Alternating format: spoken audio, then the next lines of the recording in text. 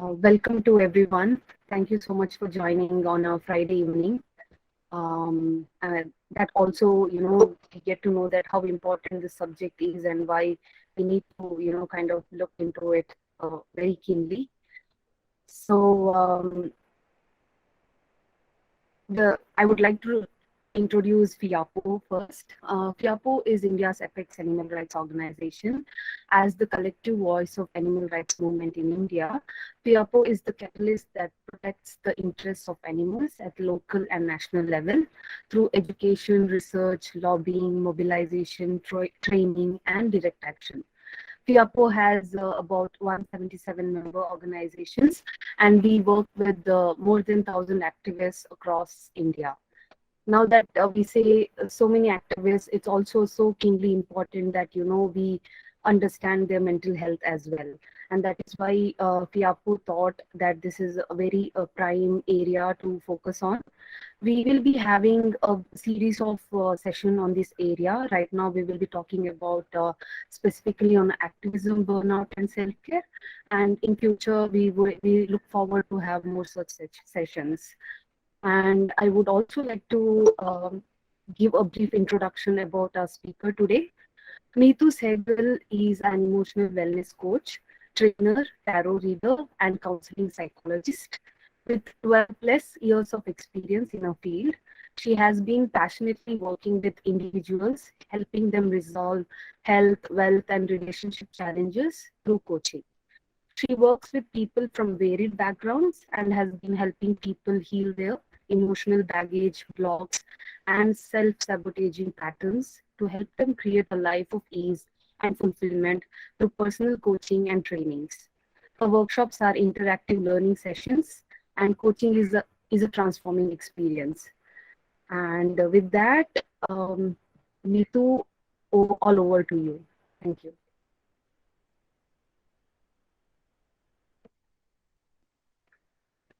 Thank you, Meghna. Shall we start? Yes. Okay. Good evening to everyone who's present here. Good evening, Meetu. And it's actually an honor to be speaking to all of you, speaking on, through FIAPO. And I know FIAPO works with animal welfare, and it is something that's very important today because animals as such need a lot of representation because most people don't actually think about them in a way that we need to. Now, as activists, I know a lot of you go through a lot of anxiety and stress, and doing activism work, especially for animals, is not an easy job in a world which does not really understand that every species has a life, has feelings. So, today's topic is about activism, burnout, and self-care. So I'm just going to share a presentation and then we'll take it ahead from there.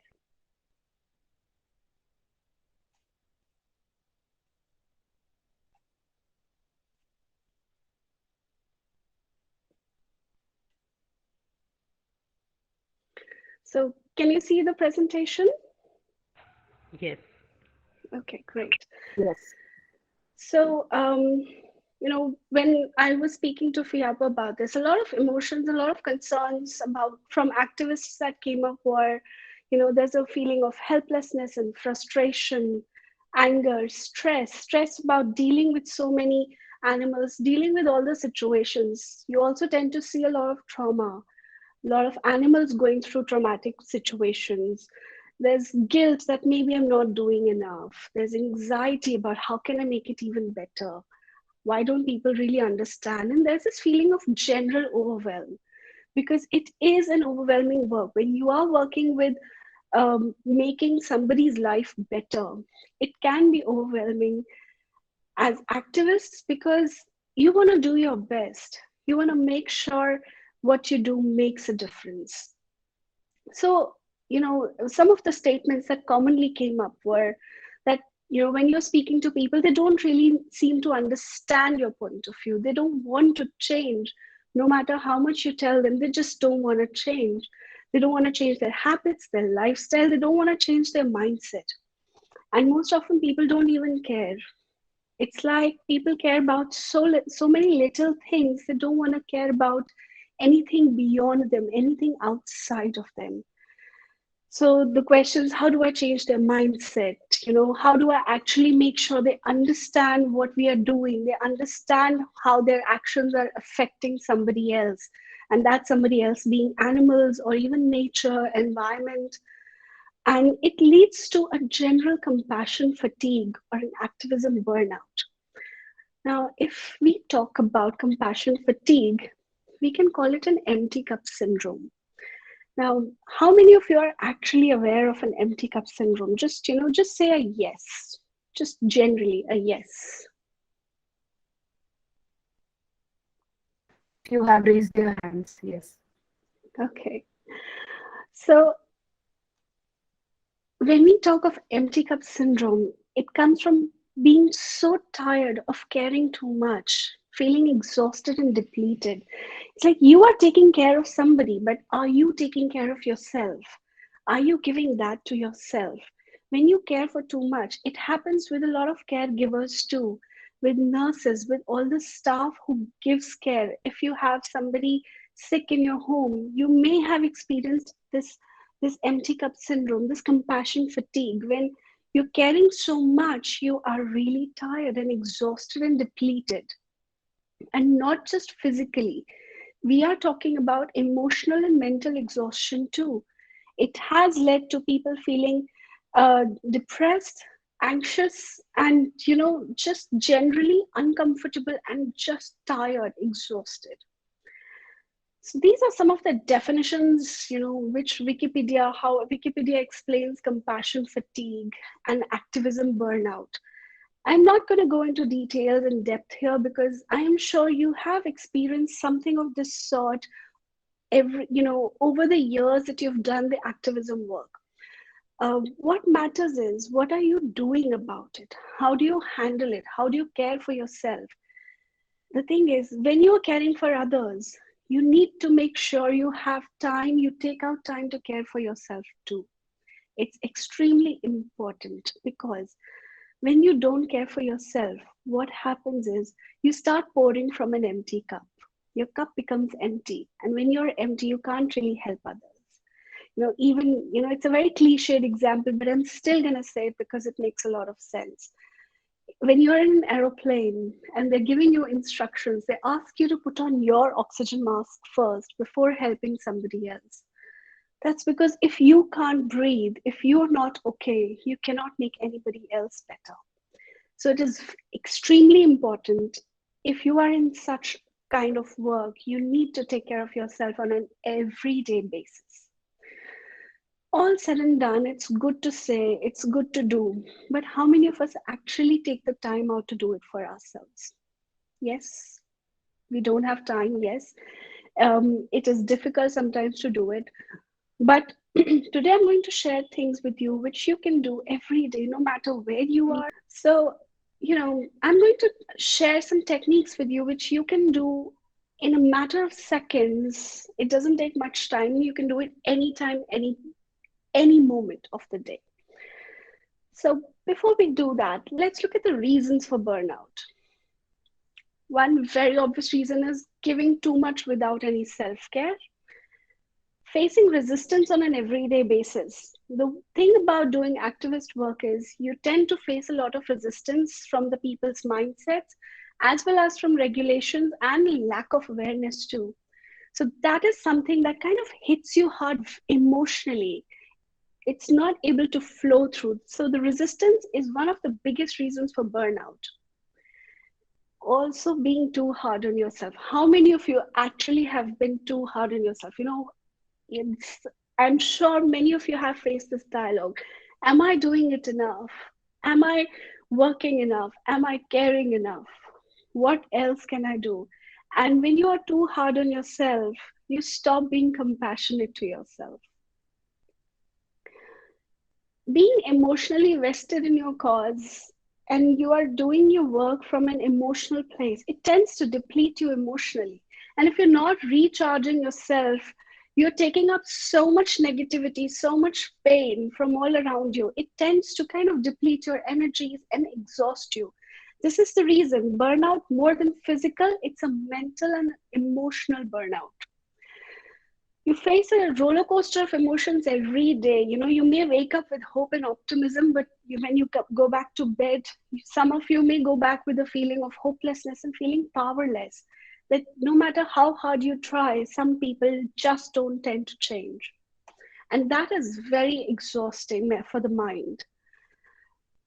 One of the main things is we are taught everything. We're taught a lot of things in our school and colleges, but we're not taught how to take care of ourselves, how to take care of our emotions, and it is such an important part.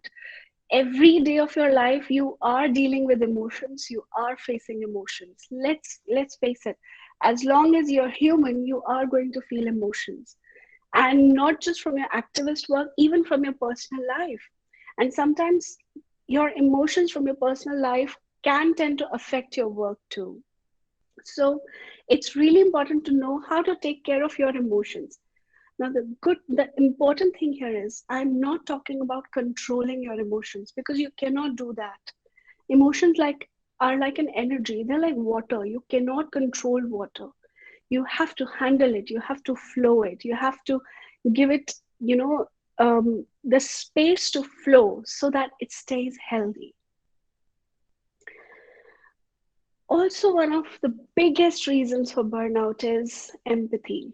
Many of you, in fact, most of you may be empaths and sensitive people. There are some good sides, there's some, upsides to being a sensitive person and empath. But the downside is you are like a walking sponge and you sponge up so much of the emotions without even realizing. You sponge up, you soak up others' hurt, you soak up their pain, their anger, their depression, everything. You're just soaking it up inside you. And guess what's needed at the end of the day? Just to, wring the sponge, just to twist it so that it can be clean again for tomorrow. And that's what I'm going to teach you today, how to do that. These are some of the common self-care strategies that you may have heard of. You may even be practicing some of these. That's gratitude, boundaries, setting boundaries. That's very important in your work, to set your boundaries, to learn to say no, even to yourself sometimes, that no, this is my time for rest. Meditation, mindfulness, talking to friends, talking to people who are actually in the same wavelength. So you can talk about your concerns, you can talk about your feelings. An interesting strategy is nothingness. Now, what does nothingness mean? Practicing nothingness means you're doing nothing, absolutely nothing. The mind needs space. It needs an empty space to work, to do something, to heal. That is the reason nothingness is so important. Taking out time every day, even if it's just 1 minute, 2 minutes a day. Practice doing nothing. Absolutely nothing. Maybe just sitting and staring at the sky.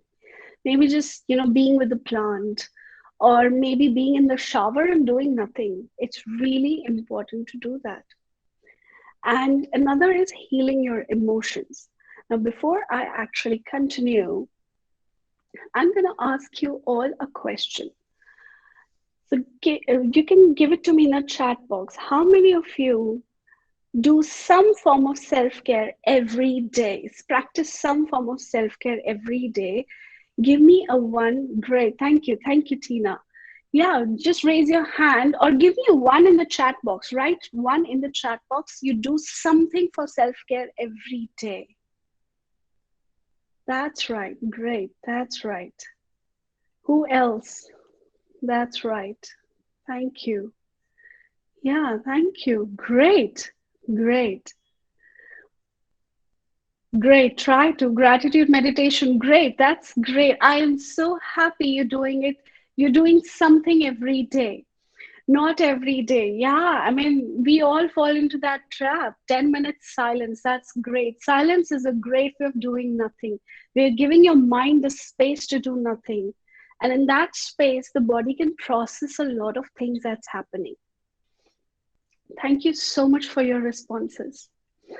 So, I'm going to give you 3 techniques how to handle your emotions. What do you do normally to handle your emotions? Just give me the chat box, just like a word or two.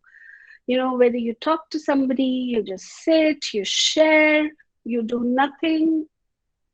Just give me something in the chat box. Just one word, maybe. You're all doing great. You're absolutely great. Write it out. Great. Talk it out with a friend. Yeah, that's a good way. What else?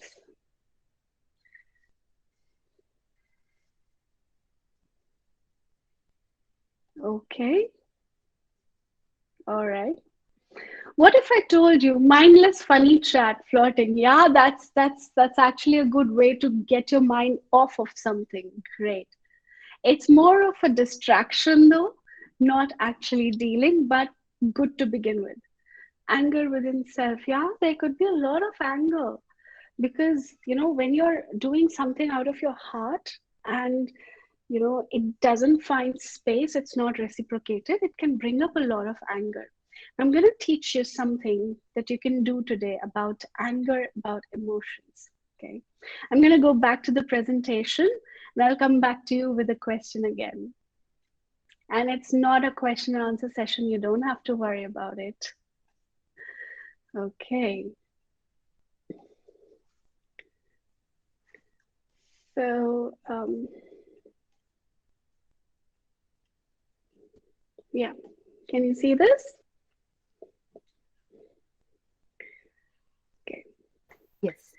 Okay, so I'm going to give you 3 techniques how to handle and heal your emotions. Now, emotions, I'm talking about emotions like anger, fear, hurt, guilt, sadness, anxiety, depression, you name it. And that's an emotion, and you can handle it.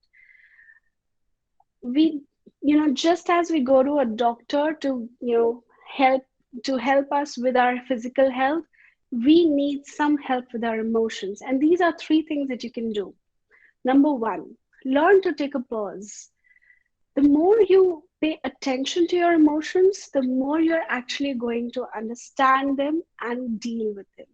Now, emotions, whenever you feel an emotion, if you have ever noticed it, they come like a wave. It's like a wave. They could be either moving from down to up. If it's an anger, you can usually feel it here in the neck.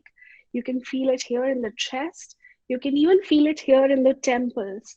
That's the place of the anger. It just kind of rises up. And if it is sadness that you feel, you might feel like the whole energy is just dipping. Okay, learning to understand the emotions. What happens when an emotion comes up? What do you do? First thing, take a pause. Stop, notice. I am feeling this. Whether it's anxiety, it's helplessness, it's powerlessness, it's frustration.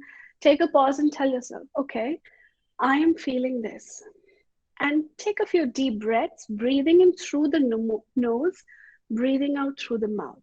So it's like you're breathing out the emotion, like you're basically calming your parasympathetic nervous system because an emotion triggers it. So you're breathing out the emotions. Now, if it's not a strong emotion, this will generally take care of it. Second method, practice awareness for emotions. The more you're aware of what's happening inside you, it's like you're dealing with a situation and boom, an emotion comes up, whether it's anger or frustration or whatever emotion it is. Become aware of it. Okay, I am feeling anger. Tell it to yourself. You don't have to say it to anybody. Become aware. I am feeling anger. I am feeling this anger right now. Don't try to push it away. Because if you try to push something away, it will stand in your face, right in your face. So become aware of it. Okay, breathe. In that moment, take a deep breath and then go and do something. Now, the emotion happened, the situation happened, you're back, either, in a safe space, could be your vehicle, could be your room, could be your office, anywhere. This is the third thing that you can do. Practice EFT or tapping. EFT is emotional freedom technique. EFT is something that's so powerful. You can use it anywhere, that's one. And you can use it to handle and clear your emotion within seconds. Okay. The thing with emotions is, if you don't clear your emotions, if you keep working from anger, if you keep working from frustration, it drains you and it reduces the effectiveness of the work that you're trying to do.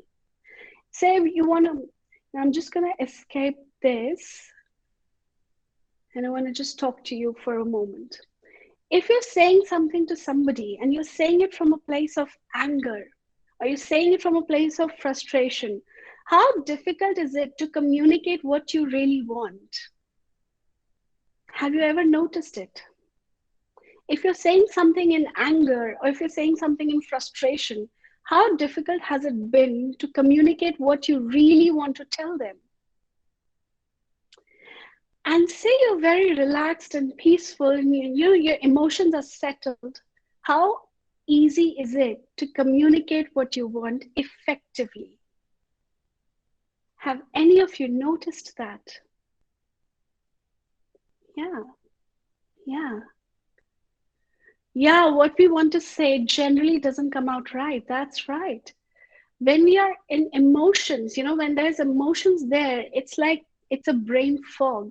What we want to say doesn't really come out clearly. This is the reason we need to come from a place of calmness and peace, so that what we're trying to say, what we're trying to express comes out very clearly, very succinctly, very, it's like crystal clear. You say something, the other person gets it. That's the power of communication from a place of peace. So I'm going to continue my presentation. Would you like to learn something like this? Would you like to learn a technique which can help you clear your emotions within seconds? Give me a yes in the chat. Would you like to learn a technique which can help you deal with your emotions on an everyday basis, whether it's from your work or in your personal life? Okay, so let me share the screen again. Thank you. Thank you so much for the response. Okay. So, emotional freedom technique. Let me tell you a little bit about it. The thing with EFT is it's clinically proven to relieve stress, clear emotions, and bring relaxation. So it's not just any new age technique. It's clinically proven. It's being used by psychologists, doctors, sports people, businessmen, housewives, executives, corporate executives, activists, you name it, and they're using it to clear their emotional fog, to ground them, and to improve the effectiveness of their work. EFT combines ancient Chinese acupuncture and modern psychology. So both of these techniques have their own benefits, but imagine combining. So modern psychology is more about talk therapy, where you're talking it out. But sometimes what happens is when you are in trauma or when you are experiencing an emotion, you talk about it. You may have experienced it. When you're feeling something, you talk about it. You feel better for a moment. But once the sharing ends, the emotion still remains. It's not like it's gone. So with emotional freedom technique, with EFT, you are actually tapping it out of your body. You're making sure it flows out of your body. So what you're doing in EFT is you're tapping with your fingertips on acupuncture points on face and hands along with statements or affirmations. That's what you're doing. Now, what you're tapping on are acupuncture points. Instead of using needles, you're using your fingertips. And what this does is it sends some minute electrical impulses through your nervous system, clearing any stuck energy in your body. So you are expressing your truth and you're clearing your body of the energy also. That's the dual benefit of EFT, and that's the reason it works magnificently.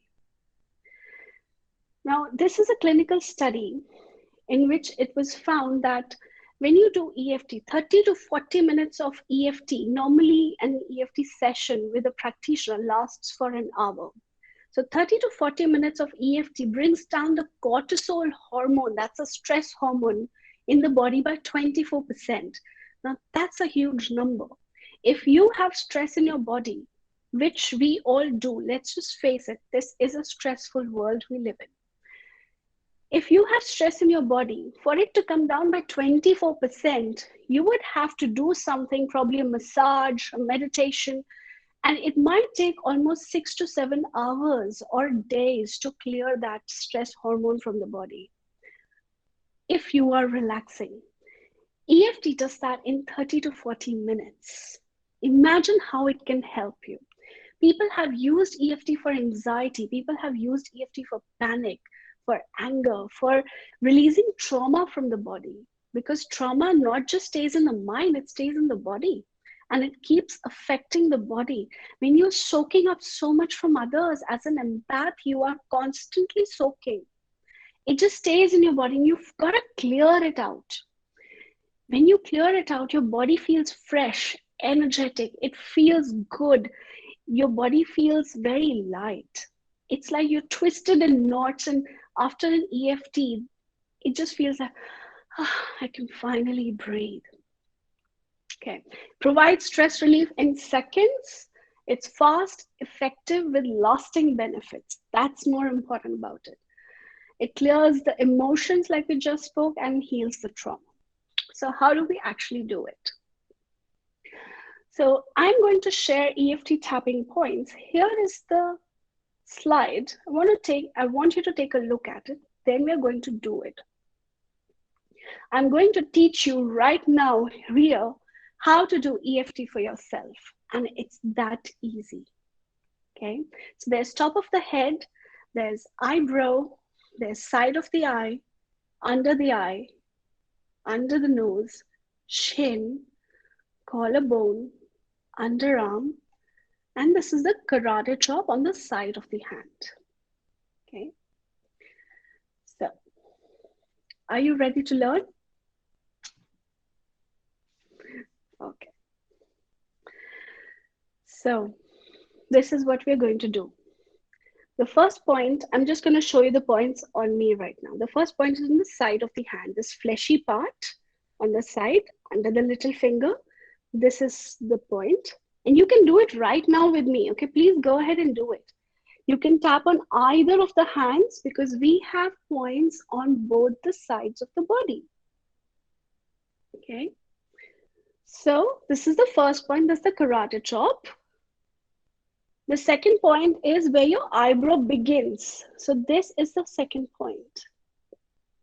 The next point is on the side of the eye, here on the temple. The next point is under the eye. Just don't poke your eyes, please, okay? It's under the eye. The next point is under the nose. And you're just tapping. The next point is on the chin. The next point is on the collarbone. Now this is right here, okay? You have your collarbones here. This point is right underneath the collarbone. So here. And you can tap on both the sides or one side or the other side. Everything's okay. There is no harm. Even if you're not doing it correct, there's no harm. The next point is under the arm. So this is where the point is, under the arm. So you can do it like this or this. The next point is on top of the head. You're tapping top of the head gently, okay? This is a very sensitive area, so you're tapping it very gently. That's right. And then you come back to the karate chop. This is called karate chop because when you do karate, you chop from this place. So this is called the karate chop point. Okay. Would you like to experience the benefit of EFT right now? Okay, no one? All right. Okay. All right. So this is what I want you to do. Notice your breath. You're not supposed to deep breathe. You're not supposed to breathe deeply. Change your breath. Just notice your breath. Okay. Notice your breath. Are you breathing from the nose or from the throat? Or are you breathing a little deeper from the chest or even from the belly? Notice if the breath is easy or is it a little tight. Notice if you have to make an effort to breathe or is it just free flowing. Just notice your breath, okay? Notice what's the breath like right now. That's right. And you don't have to change it. There's nothing happens with pushing. Everything happens with comfort. And the point of it is comfort. Okay? Great. Now, if you were to feel stress or emotions in your body, pick any one place that you might feel. Some people feel it in the head, some people feel it on the face, some might feel it in the throat, some of you may feel it in the chest, some people even feel it in the belly or the shoulders or the legs. Whatever you're feeling, it's perfect. It's fine. Okay? Just notice if there was stress in the body right now, where would it be? Okay? You've noticed your breath, you've noticed your body. So you've practiced the first step of mindfulness. Now we're going to tap, and this is what you do. You, as I lead you, repeat after me, say what I'm saying and do what I'm doing. Okay? And please tap along with me. The more you do it, the better it is. Okay? Tap along with me. So repeat what I'm saying. What I'm saying may or may not resonate with you. Say it irrespective because EFT has borrowing benefits. Even if you're tapping for somebody else's words, for what they are feeling, it will still benefit you. And you can do EFT for animals too. Okay, so let's get started. All right, so we start with the karate chop. You're tapping, not so hard that you hurt yourself, not so gentle that you don't feel anything. Okay, so you're tapping on the side of the hand and just go with me. It may feel a little stupid right now, but just go with me. Okay, so repeat after me. Even though, if one of you can just unmute and follow me. Yeah, thank you, Meghna. Yeah. Even though I feel stressed in my body, I feel stressed in my body, I love and accept myself. I love and accept myself. And we're going to say it 2 more times. Even though Even though I feel stress, I feel stressed, it's in my body right now. it's in my body right now. I deeply and completely I deeply and completely love and accept myself. love and accept myself. Once more, Even though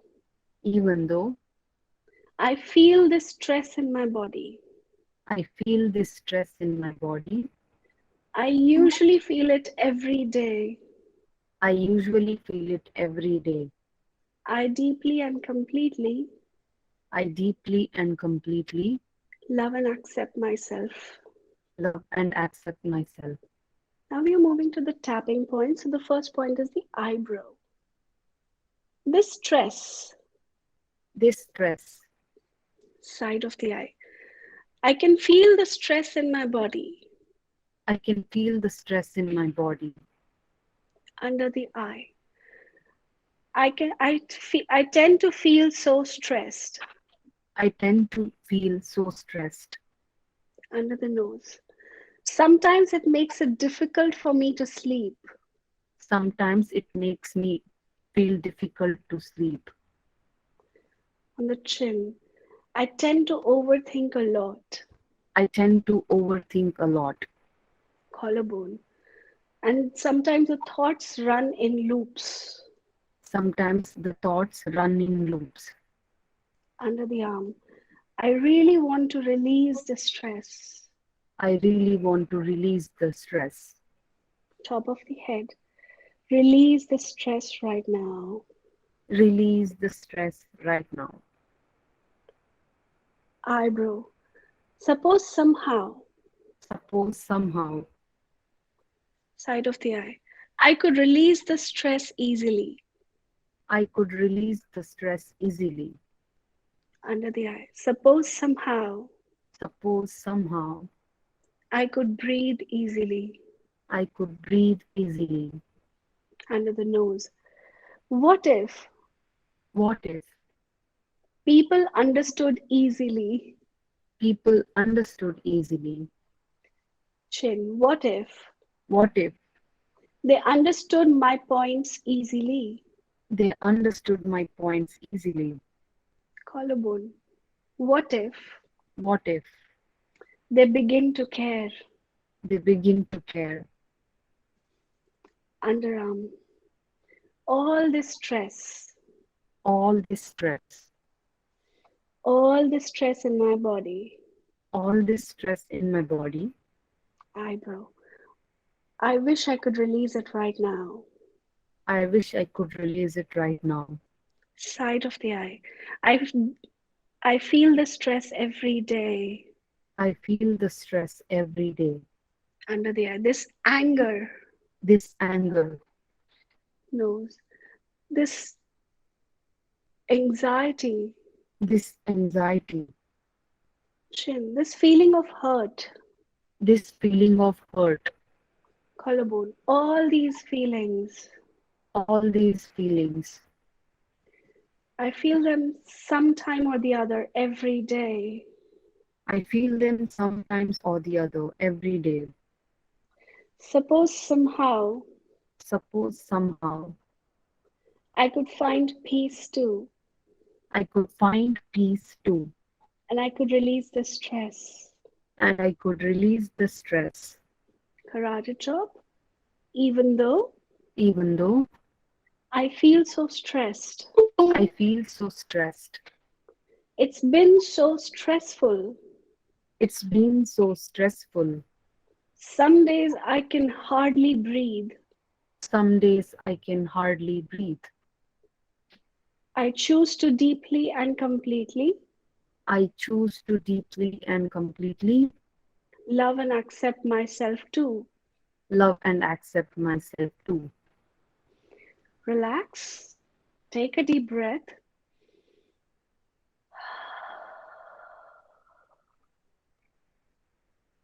and try and breathe out from your mouth. That's right. Thank you so much, Meghna. Now go ahead, check in your body, check your breath again. Has it changed? Is there some change? Can you breathe a little easier? Or is it the same as before? Notice the difference in the body that you feel. And you can write to me in the chat box. Notice the difference in the body. Notice how easy is the breath right now. How are you feeling right now? The words and statements we used were not your words and statements. You may have felt some of them or none of them. That's okay. Just go ahead and check with your body. Yeah, subtle difference. That's right. That's right. Thank you. And all this difference, it just happened in fractions. Yeah, it's easy and relaxing. It's better. Thank you. Yeah. And we were at it for just 2 minutes. How long did it take? And the best part is you can do it anytime.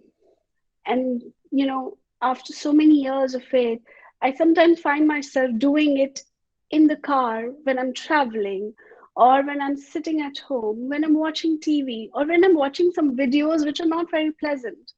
And I start tapping my collarbone. And that's all you do, just tap. And what we did was we used the statements of truth. We used the statements of what we're feeling right now. So let me tell you the steps of EFT. The first thing you do is identify what you're feeling. Okay. What are you feeling in this moment? That's how EFT works, in this moment. Not how you felt yesterday, but how you're feeling today, right now. Identify. Number one, locate it in the body. Kind of get a sense of it. Where do I feel it? My guess is most of you are feeling people. Most of you feel too much. So it's going to be a little easier for you. So notice where you feel that feeling in the body. Third, measure it, give it an intensity. Say, how strongly are you feeling it on a scale of 0 to 10? 10 being extremely strong, 0 is not at all strong. Give it a number. And then you start tapping. And you tap from the karate chop.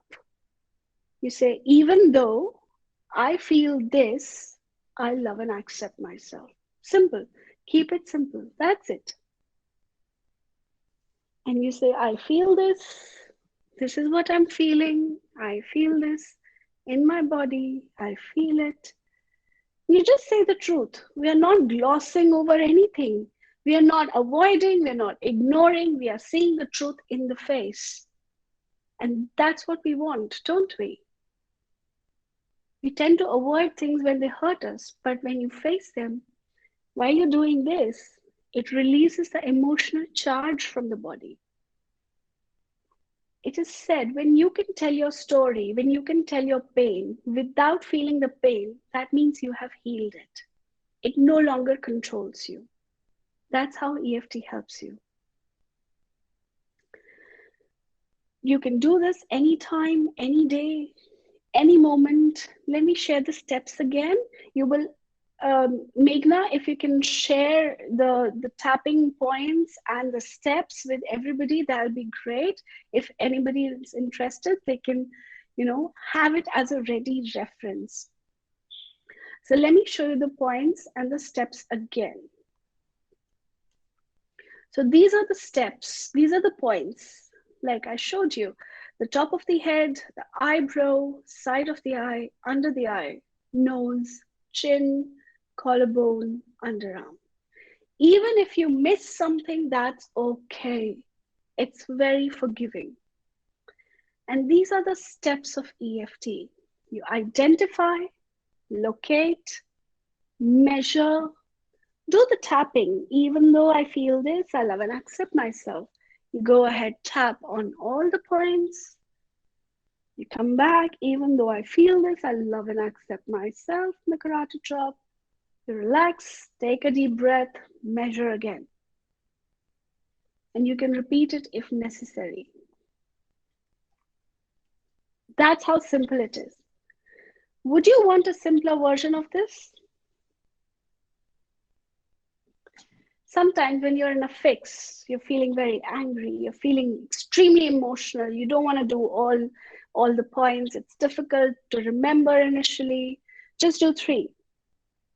Under the eye, it dispels confusion. It's a point for the stomach in Chinese acupuncture. Collarbone, this point releases stress in the body. Anytime you're feeling stressed, grief, hurt, angry, anxious, hopeless, frustrated, just tap here. Just tap here like a Tarzan. Just tap here. And under the arm, third point, under the arm. Under eye, collarbone, underarm. You're done.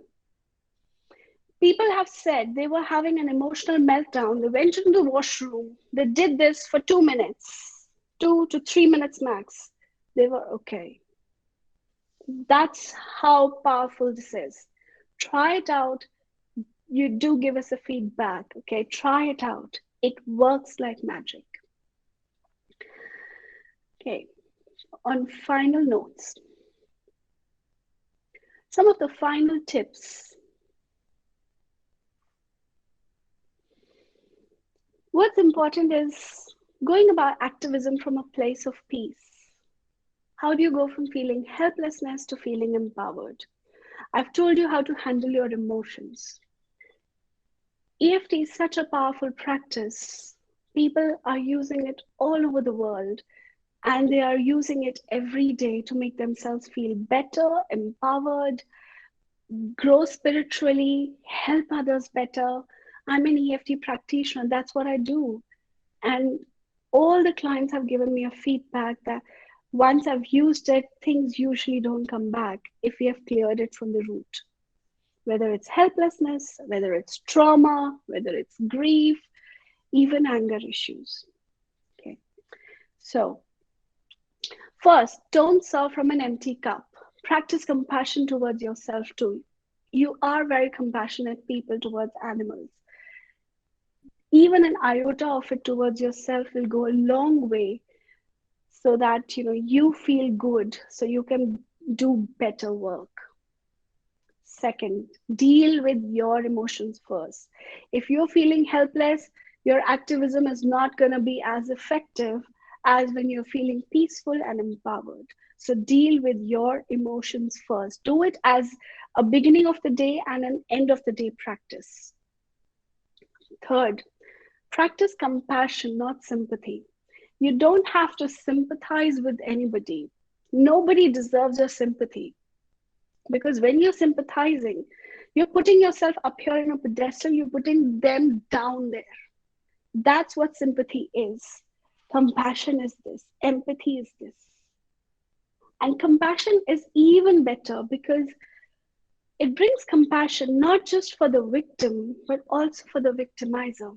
Because guess what? What kind of people hurt others? Ones who are hurting. What will you give others?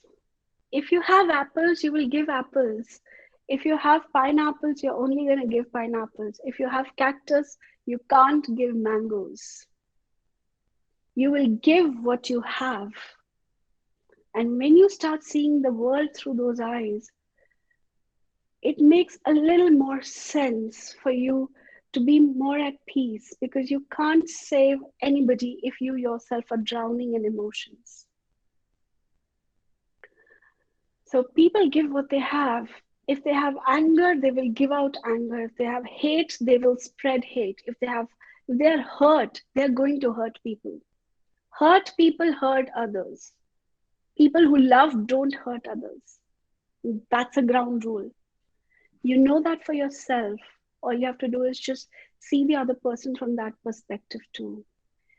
It's not easy to do it, but it's better in the long run because it brings more peace to you. Change always takes time. Acknowledge simple truth. When we are in a helping business, we want the other person to change as fast as they can. But guess what? Even if you had to change, it does take time, even after knowing what's right and wrong. Imagine for the other person who does not even know what's right and wrong. It's not important for them. So change is not going to happen easily. Have that patience. Acknowledge this truth. It's going to make your life so much stress-free so that you can do what you like from passion and also compassion. Practice activism from detachment. It is really important when you are helping somebody, you do it from a detached place. I want to talk about this a little for 2 minutes. Whenever I talk about detachment, usually people say, oh, detachment's not good because it means I'm cold-hearted. But the truth is, detachment does not mean you're cold-hearted. Detachment means I'm not going to drown in your pain so I can pull you out. That's detachment. And when you practice it, you're actually freeing the other person and yourself from the result. And when you free yourself and the other person from the result, you give your 100% and you leave the rest to the universe. You allow the other person, you uplift the other person too. When you're too attached to result, when you're too attached to what you do, it becomes your identity. It can't let you sleep. It's great to do what you're doing. It's actually a blessing. But if you do it from a place of detachment, you're going to experience less burnout. Because, like I said, the first thing, you've got to help yourself first. Second, if somebody is drowning and you go and jump in the water without knowing swimming, you're going to drown as well. You're not going to help anybody. And when you're detached, your conscious mind keeps thinking. Your mind does not shut down with pain and emotions. So you're able to find out better solutions. And that's science, that's pure science. And I hope this helps you.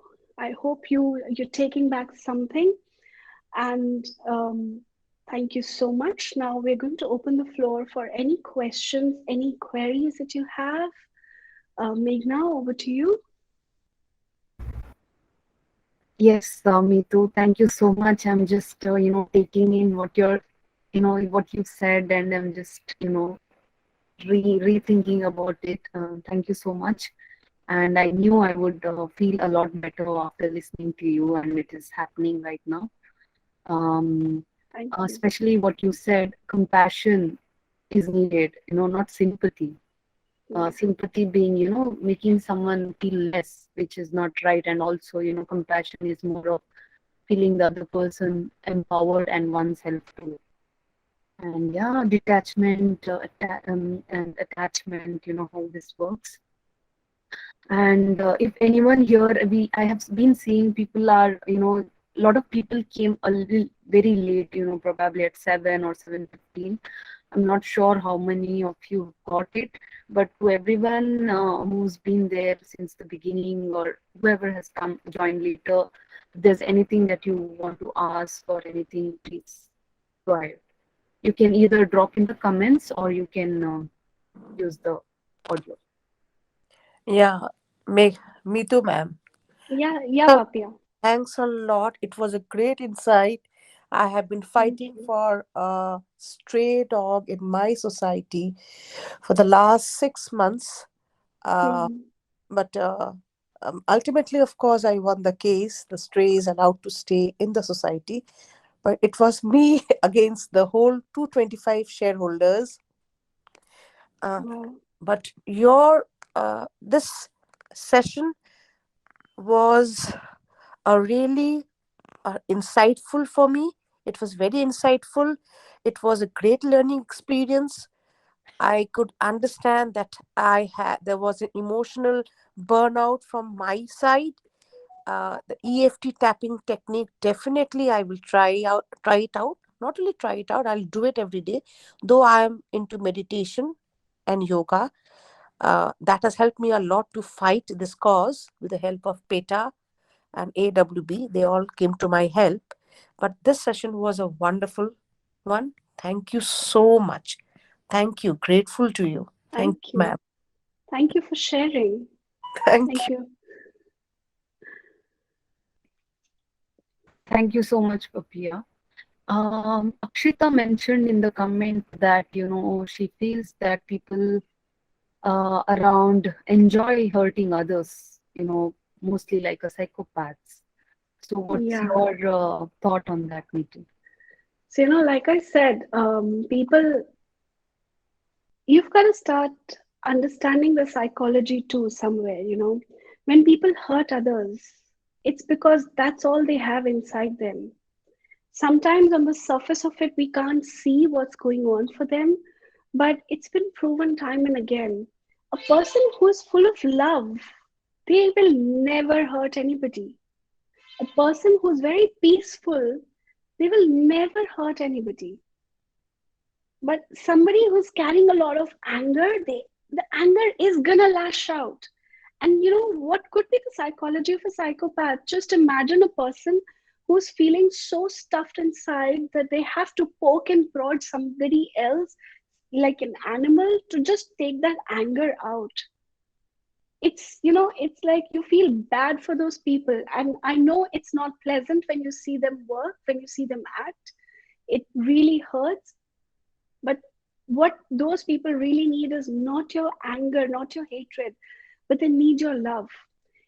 The most difficult thing to do is to love somebody who's not behaving from a place of love and peace. So let me tell you something. This might go against some of your ideologies. It may be a little difficult to do, but it always works in the long run. Okay.